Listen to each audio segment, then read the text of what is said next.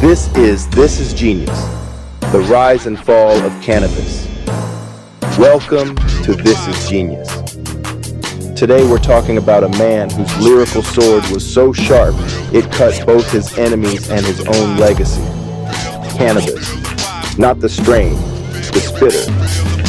This is the rise and fall of a walking rhyme thesaurus, a combat technician who flew too close to the mic and melted his wings.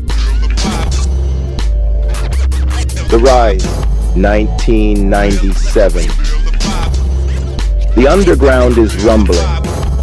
You're hearing whispers of a new MC, Canibus, who's eating mics and freestyles with Wyclef, destroying cipher after cipher, bodying radio spots, and carving his name into the streets with just one thing: bars. The greatest rapper of all time died on March 9th, one of the boldest openers in hip-hop history, right at Big's funeral. That's Canibus. No filter, no fear. He had technical ability that blew minds. Multi-syllables on top of metaphors buried in complex rhyme schemes that made rappers sound like amateurs. He was supposed to be the second coming of Rakim, but angrier, hungrier, more surgical. The LL battle, the peak, and the beginning of the end. Then came 4, 3, 2, 1. A track with LL Cool J, Method Man, Redman, and DMX. A moment that should have cemented Canibus as a new elite. Instead, it was his first misstep. He spit, "L, is that a mic on your arm? Let me borrow that." LL took it as a shot, responded directly on the same track, and then went even harder on the Ripper Strikes Back.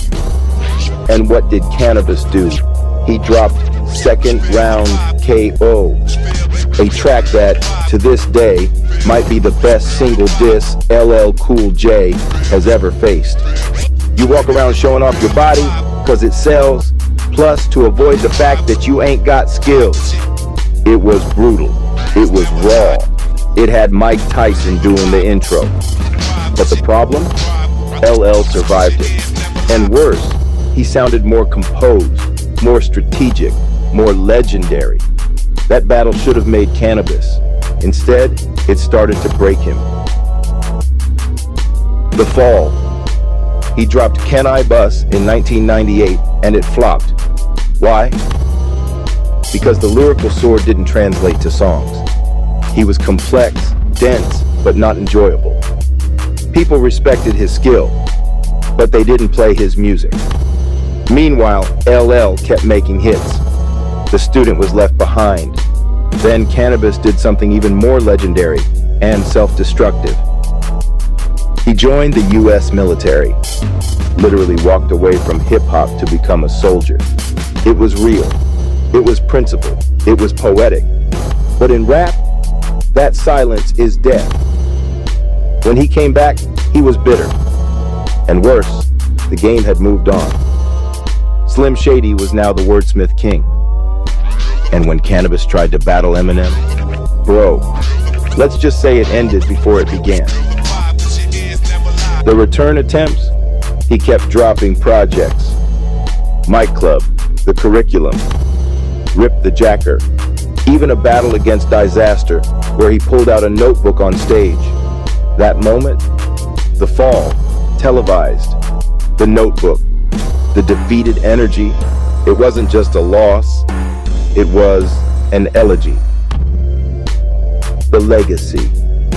So is Canibus one of the greatest lyricists of all time? Yes, technically. He pushed boundaries. He studied the art. He built verses like puzzles made for savants. But did he deliver songs that shifted the culture? Number. Did he inspire legions of fans like Pac? Or create movements like Nas? Number. Was he better than LL? No chance in hell. He was the challenger. LL was the throne. The final word. Canibus was the perfect example of a rhyme god with no temple. A blade with no handle. A warrior without a war. He could spit circles around most. But hip-hop isn't a science fair, it's a feeling. And that's where he got lost. Still, we honor him. Because for a moment when he was swinging at legends, he made the world pay attention. And that was genius. This is Genius on Quaver TV. Until next time, try and enjoy the daylight, ninja.